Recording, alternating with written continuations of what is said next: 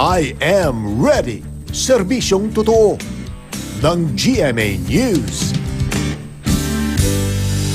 Good morning mga kapuso. Nakataas ngayon ang yellow rainfall advisory sa ilang bahagi po ng Mindanao. At ayon sa Pag-asa, apektado ang Surigao del Norte, Surigao del Sur, Agusan del Norte, Agusan del Sur, Compostela Valley at Davao Oriental. Tatagal ang babala hanggang alas 6:12 ngayong umaga, kaya pinag-iingat ang mga naninirahan sa mabababang lugar at paanan ng bundok mula po sa banta ng baha at landslide. Mga kapuso, may bagong low pressure area na binabantayan ng Pag-asa at namatan ito sa layong 240 kilometers dyan sa may kanluran ng Zamboanga City. Mahina hanggang katamtamang ulan at thunderstorm ang maranasan sa buong Mindanao at sa Visayas kasama na ang Southern Palawan. Samantala, cold front naman na magdadala ng ganitong lagay ng panahon dyan sa Bicol Region ayon pa rin sa Pag-asa. May pag-ulan pa rin po sa Cagayan Valley, Cordillera at sa mga probinsya ng Aurora at Quezon.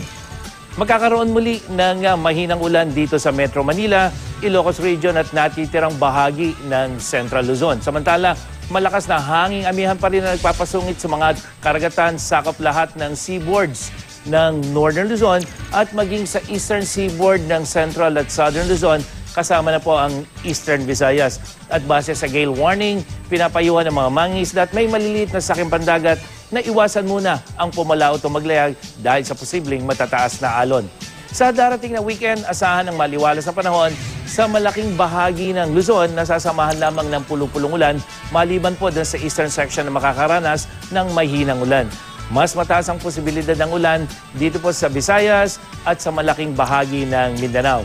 At sa mga kapuso natin na manonood ng live ng bakbakang Manny Pacquiao at Brandon Rios dyan sa Macau sa darating na linggo, maaliwala sa panahon ng maasahan, bagamat may posibilidad ng pagambon lalong-lalo na pagdating ng dapit hapon.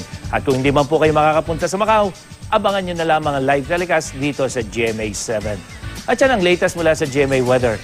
Ako po si Nathaniel Cruz para sa I Am Ready, serbisyong totoo ng GMA News.